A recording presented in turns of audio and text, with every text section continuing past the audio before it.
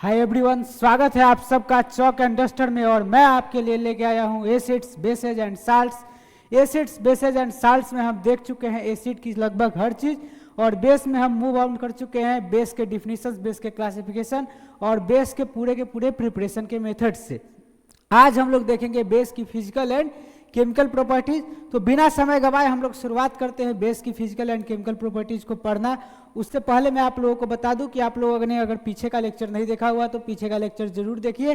पीछे के लेक्चर से ही आपको क्लियर आइडिया लग पाएगा, आप क्रिस्पली समझ पाएंगे कि आपको क्या क्या पढ़ना है, कितना पढ़ना है और क्या क्या बाकी है। ये सब चीज़ का आइडिया आपको टाइम टू टाइम लगते रहेगा। आप लोग हमारे साथ बने रहिए। चॉक एंड डस्टर आपके लिए लेके आएगी ICSE के सभी बच्चों के लिए इस साल पूरा साइंस और मैथमेटिक्स। और साइंस में हम लोग फिजिक्स एंड बायोलॉजी की वीडियो बहुत जल्दी लाने जा रहे हैं। अभी हम लोग केमिस्ट्री कर रहे हैं। केमिस्ट्री आपके लिए मैं लेके आया हूँ और आप सब जान रहे हैं कि केमिस्ट्री में हम लोग करने जा रहे हैं आज बेस का क्या, फिजिकल एंड केमिकल प्रॉपर्टी। तो फिजिकल प्रॉपर्टीज का क्या मतलब होता है? फिजिकल प्रॉपर्टीज मतलब वो प्रॉपर्टीज बाबू, ऐसी प्रॉपर्टीज को बोलते हैं जिसको हम एपियरेंस से बाहर से या फिर मैक्रो लेवल पे हम पहचान सकते हैं, जहाँ पर कोई इलेक्ट्रॉनिक एक्सचेंज की बात नहीं हो रही, कहीं पर भी कोई एटम जो है एलिमेंट का फॉर्म नहीं ले रहा, कोई एलिमेंट जो है कंपाउंड का फॉर्म नहीं ले रहा है, इस तरह का कोई एक्सचेंज नहीं हो रहा है। जो भी कंपाउंड है, जो भी मैटर है, जो भी सब्सटेंस है, वो अपने एलिमेंट्री रूप में या फिर अपने मैटर के रूप में, अपने कंपाउंड के रूप में, मतलब बोले का बोले पूरे उसके अंदर कौन कौन सा एलिमेंट है, कौन कौन सा एलिमेंट किस किस स्ट्रक्चर से बना हुआ है, वो इंटैक्ट रह रहा है। और उसके बाद जो चेंज आ रहा है उस तरह के चेंज को हम फिजिकल चेंज, और उस तरह की ऑब्जर्वेशन को, उस तरह के प्रॉपर्टीज को हम फिजिकल प्रॉपर्टीज बोलते हैं। उसके अकॉर्डिंग कोई कंपाउंड कैसा बिहेव कर रहा है उस प्रॉपर्टीज को फिजिकल प्रॉपर्टीज बोलेंगे। तो जो भी बेस है, बेस की फिजिकल प्रॉपर्टीज एसिड की एकदम पलट होगी। एसिड क्या करता था? एसिड का टेस्ट कैसा था? सार था। बेस का टेस्ट कैसा होगा? बेस का टेस्ट होगा बिटर टेस्ट और थोड़ा सा तीखा टेस्ट, इसको हम बोल सकते हैं। ठीक है, जो क्या बोल सकते हैं? तीखा टेस्ट बोल सकते हैं। Pardon me for my hand writing. उसके बाद बेस भी इंडिकेटर का कलर चेंज करता है, बट बेस कैसे चेंज करता है? जैसे एसिड चेंज करता था उसके ठीक उलट। एसिड कैसे चेंज करता था? एसिड क्या करता था? ब्लू को रेड कर देता था। बेस क्या करेगा? रेड को ब्लू कर देगा। तो बेस भी इंडिकेटर का कलर चेंज करता है, but opposite to the acids, opposite to the acid. जैसा एसिड करता है उसके पलट। सारे ही इंडिकेटर्स के लिए ये चीज लागू होगा। जो भी इंडिकेटर एसिड जो भी एसिड है, जिस इंडिकेटर में, जैसे कि हम लिटमस ले लिए, फिनोप्थलीन ले लिए, मिथाइल ऑरेंज ले लिए, रेड कैबेज ले लिए, ऑलिव ऑयल ले लिए, किसी भी टाइप का इंडिकेटर, चाहे ऑल फैक्ट्री हो या फिर आपका ऑर्डर वाला इंडिकेटर हो, ठीक है, और सॉरी ऑल फैक्ट्री ऑर्डर वाला हो, ऑल फैक्ट्री हो या फिर आपका विजुअल इंडिकेटर हो, दोनों में से किसी में भी, नेचुरल हो सिंथेटिक, सब में जिस तरह का लक्षण एसिड दिखाएगा, जिस तरह का चेंज एसिड करेगा, उस तरह का चेंज बेस नहीं करेगा। बेस उससे कुछ अलग चेंज करेगा। कहीं पे कलर एकदम अपोजिट कर देगा, कहीं पे कलर चेंज होगा नहीं, कहीं पे नहीं होगा, कहीं पे ऑर्डर लूज करेगा, कहीं पे ऑर्डर लूज नहीं करेगा। एसिड और बेस में पलट अलग अलग होगा। कभी भी ऐसा नहीं होगा कि एसिड कोई और चीज़ दिखा रहा है और बेस कोई और चीज़ दिखा रहा है। उसके बाद अगर हम देखें तो मैं कई बार से बता रहा हूँ कि बेस जो होता है कैसा होता है? सोपी सब्सटेंस होता है, मतलब फिसलन वाला चीज़ होता है बेस। बेस को अगर हम हाथ से टच करें तो हमें स्लिपरी लगेगा, हमें क्या लगेगा? फिसलन होगी हाथ में।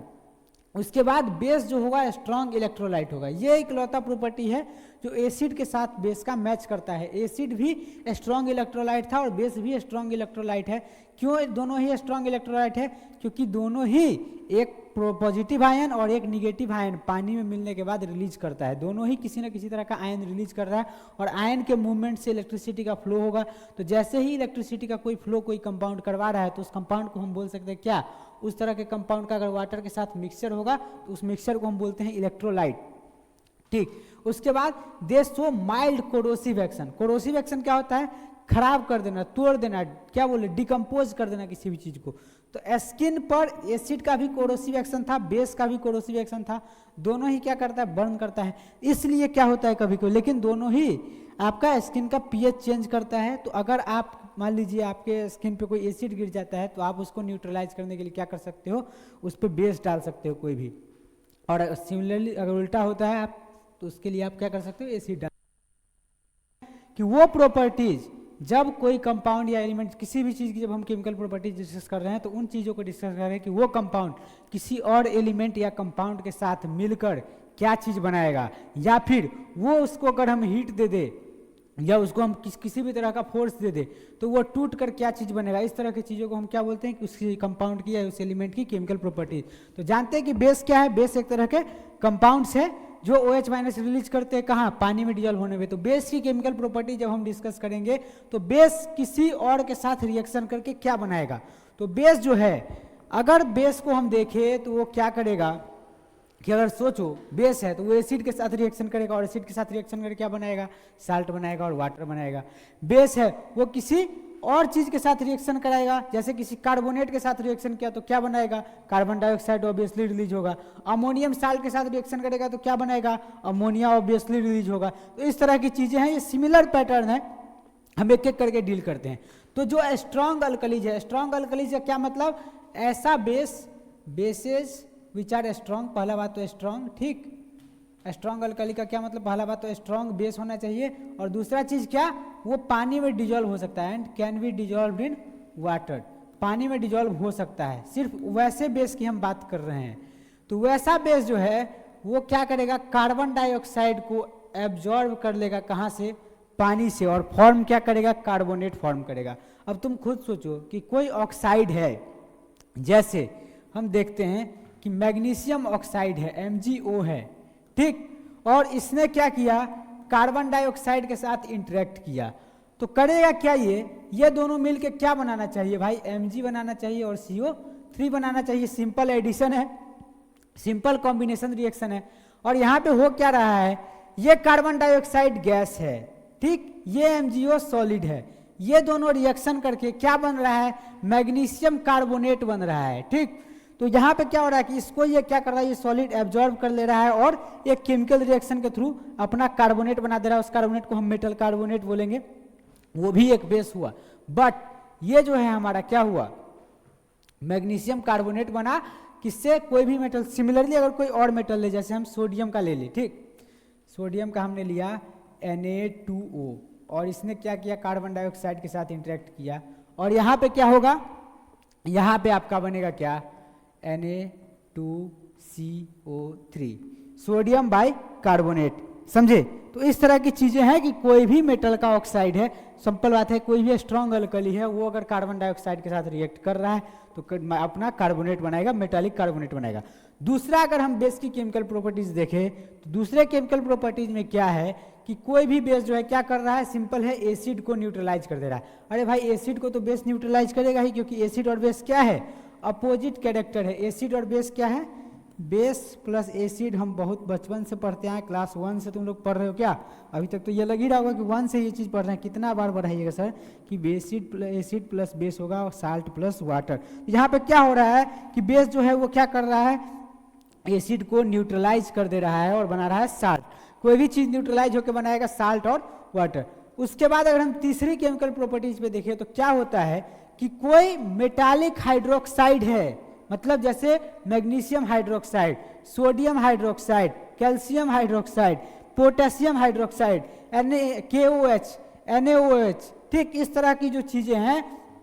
तो मेटालिक हाइड्रोक्साइड को अगर हम ऐड करें किसमें, सॉल्यूशन में, किसी साल्ट के, मतलब कोई बेस, किसी भी साल्ट के सॉल्यूशन में अगर हम कोई हाइड्रोक्साइड, हाइड्रोक्साइड क्या हुआ, हाइड्रोक्साइड बेस हुआ। तुम जान रहे हो कि हम बेस को क्या कर रहे हैं, साल्ट में ऐड कर रहे हैं।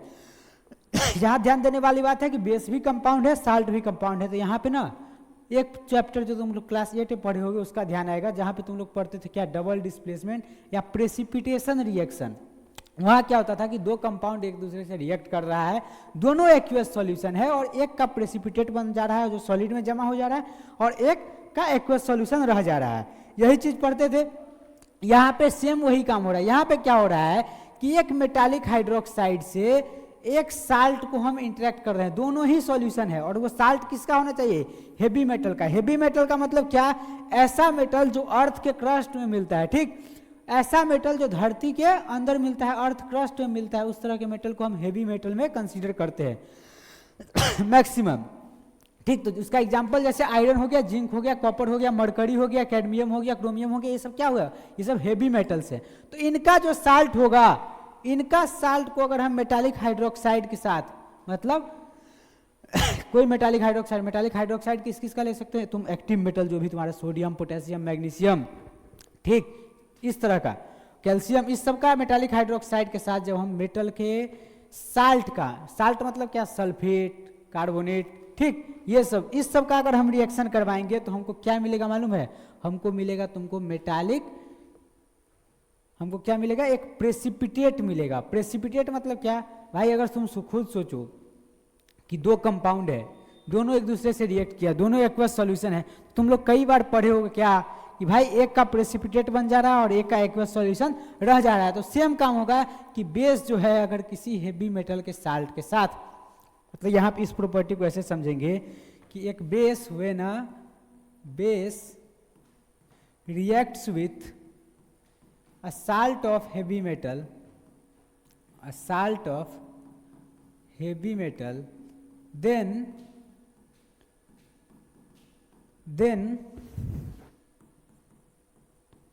precipitate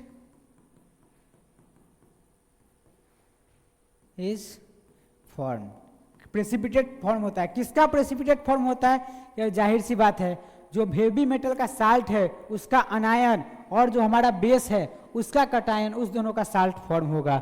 इसको तुम बहुत सारे एग्जाम्पल से भी देख सकते हो जो हम इस चैप्टर में आगे देखेंगे। अब अगर हम चौथी प्रॉपर्टी की तरफ चले तो चौथा प्रॉपर्टी क्या कह रहा है कि अगर अमोनियम के साल्ट के साथ हम बेस को क्या करें, गर्म करें, अल्कलीज को गर्म करें, मतलब वाटर सॉल्यूबल बेस को हम गर्म करें अमोनियम के किसी भी साल्ट के साथ, तो क्या मिलता है, तो मिलता है भाई अमोनिया। तो जाहिर सी बात है, जैसे कार्बोनेट है किसी में और उसको तुम गर्म कर दो, जैसे कैसे CaO था, CaO है और उसको तुमने क्या किया, CO2 से मिला के CaCO3 बनाया और तुम उसी चीज़ को गर्म करोगे, क्या निकलेगा, कार्बोनेट। सिमिलर चीज़ है कि तुम अमोनिया का कोई कंपाउंड ले लो, जैसे NH4Cl ले लो, ठीक, हमने लिया क्या, NH4Cl और इसका क्या किया हमने, पानी के साथ रिएक्शन करवा दिया, ठीक, वार्म के साथ, सॉरी पानी के साथ नहीं, किसी बेस के साथ हमने इसको क्या किया, गर्म कर दिया। तो उसके बाद क्या होगा, तुम्हारा बनेगा क्या, NH3 बनने के बाद क्या बनेगा, बनेगा साल्ट NaCl और क्या बनेगा, बनेगा पानी, ठीक। तो ये चीज हो रहा है, ये है आपका चौथा प्रॉपर्टी। तो बेस की फिजिकल और केमिकल प्रॉपर्टीज को हमने देखा, बहुत ज़्यादा इसमें डिफिकल्ट चीज नहीं है। बेस के अब हम यूज को देखेंगे। यूज का क्या मतलब, यूज क्यों पढ़ना है, अरे भाई यूज ही तो पढ़ना है, कोई भी चीज़ हम पढ़ क्यों रहे हैं, कोई भी चीज़ इंसान क्यों पढ़ता है, इसलिए पढ़ता है ताकि किसी भी संसाधन को जब तुम जान लेते हो कि ये चीज़ क्या काम कर रहा है तो हम उसका अपने हिसाब से यूज कर सके। पूरा इंसान का सभ्यता ही इसी बात पे डेवलप हुआ है कि भाई हम इस चीज़ को कैसे यूज कर ले, हम इस चीज़ को कैसे यूज कर, नॉलेज प्राप्त करने का मेन मोटिव ही यही था। जैसे जितना भी हेवी चीज़ें हैं, जितना भी साइंटिफिक इवोल्यूशन है, सबसे ज़्यादा ये चीज़ तब इवॉल्व होता है, सबसे ज़्यादा ये चीज़ तब इन्वेंशन होता है जब लड़ाई का समय होता है दुनिया में।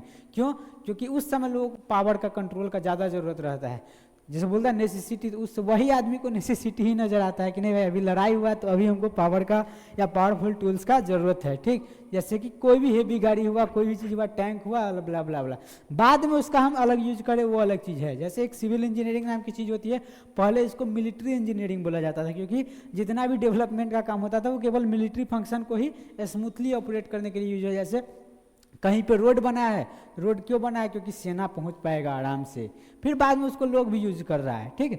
तो बात इस तरह से, कनेक्टिविटी हो या कोई भी चीज़ हो उसी के लिए जनरली यूज होता है। लेकिन अब हम उस टॉपिक से भटकना नहीं, हमको यहाँ पहुँचना है कि हमको यूज पढ़ना क्यों जरूरी है, क्योंकि यूज के लिए ही हम चीज़ों की प्रॉपर्टीज पढ़ रहे थे। अब हम डिफरेंट बेस को, किसी भी पार्टिकुलर बेस का यूज हम देखना चाहे तो हम इस तरह से देख सकते हैं कि भाई जो है सोडियम हाइड्रोक्साइड का यूज किस में होगा, सोडियम हाइड्रोक्साइड का यूज होगा सोप बनाने में, साबुन बनाने में, साबुन बनाने में इसका यूज होगा। और उस रिएक्शन को बोलते हैं क्या, सैपोनिफिकेशन रिएक्शन। क्या बोलते हैं, सैपोनिफिकेशन रिएक्शन। इसी रिएक्शन से क्या बनता है, इस रिएक्शन के थ्रू बनता है क्या, आपका बनता है साबुन। होता क्या है कि भाई ईस्टर को हम सोडियम हाइड्रोक्साइड के साथ रिएक्ट करवाते हैं, हमको बनता है क्या, long chain of carboxylic acid, fatty acid और मिलता है अल्कोहल, ठीक। अब हम देखते हैं पोटेशियम हाइड्रोक्साइड। पोटेशियम हाइड्रोक्साइड का क्या मतलब है, KOH। इसका यूज हम किस चीज़ में करते हैं, इसका यूज हम करते हैं साल्ट बनाने, किसी भी बेस का यूज हम साल्ट बनाने में करोगे एसिड के साथ मिला के, ठीक है। इसका यूज भी हम सोप बनाने में करते हैं, क्यों, क्योंकि सोप सोडियम और potassium salts of fatty acids होता है। जब तुम साबुन के बारे में पढ़ोगे ऑर्गेनिक केमिस्ट्री में तो ये चीज़ जानोगे। और इसका यूज हम बैटरीज में करते हैं। बैटरीज में क्यों यूज होता है इसका, बैटरीज में इसलिए यूज होता है क्योंकि ये अच्छा इलेक्ट्रोलाइट है, ये आयन को अच्छे से कंडक्ट करवा सकता है, इसलिए हम इसका यूज बैटरी में कर सकते हैं। उसके बाद हम आते हैं सिलेक्ट लाइन पे, कैल्शियम हाइड्रोक्साइड पे। सिलेक्ट लाइन में क्या होता है? सिलेक्ट लाइन का यूज होता है manufacturing bleaching powder and softening of hard water. मतलब ब्लीचिंग पाउडर क्या है? ब्लीचिंग पाउडर एक ऐसा कंपाउंड है जिससे हम यूज साफ सफाई में करते हैं, और वहाँ पे क्या होता है, उसको बनाने में हमको किस चीज़ का यूज आता है? हमको आता है कैल्शियम हाइड्रोक्साइड का, CaOH होल ट्वाइस। इसको मैं अच्छे से लिख देता हूँ। इसके CaOH होल ट्वाइस का यूज आता है किस चीज़ में? इसका यूज आता है ब्लीचिंग पाउडर बनाने में, CaCO2 बनाने में, ठीक। और ब्लीचिंग पाउडर का क्या काम है? ब्लीचिंग पाउडर का काम है आपका सामान को क्लीन करना, किसी भी चीज़ को क्लीन करने में ब्लीचिंग पाउडर का अच्छा यूज है, ठीक। दूसरा softening of hard water. Softening of hard water क्या मतलब? हार्ड वाटर ऐसा चीज होता है जिसके अंदर साबुन अच्छे से काम नहीं कर पाता है, साबुन का क्लीनिंग अच्छे से हो नहीं पाता है, तो वहाँ पे अगर हमको उसको सॉफ्ट करना है तो उसमें भी हम क्या कर सकते हैं? सिलेक्ट लाइम का यूज कर सकते हैं, चूना का यूज कर सकते हैं। उसके बाद मैग्नीशियम हाइड्रोक्साइड। मैग्नीशियम हाइड्रोक्साइड का क्या है? इसको एंटासिड की तरह यूज करते हैं। एंटासिड का क्या मतलब? कि भाई अगर कहीं पर एसिडिटी हो गया या फिर एसिड के इफेक्ट से कोई चीज़ कोरोड हो रहा है या कोई भी चीज़ नष्ट हो रहा है, तो हम उस चीज़ को न्यूट्रलाइज करने के लिए जिस कंपाउंड का यूज करेंगे उस तरह के कंपाउंड को क्या बोलते हैं?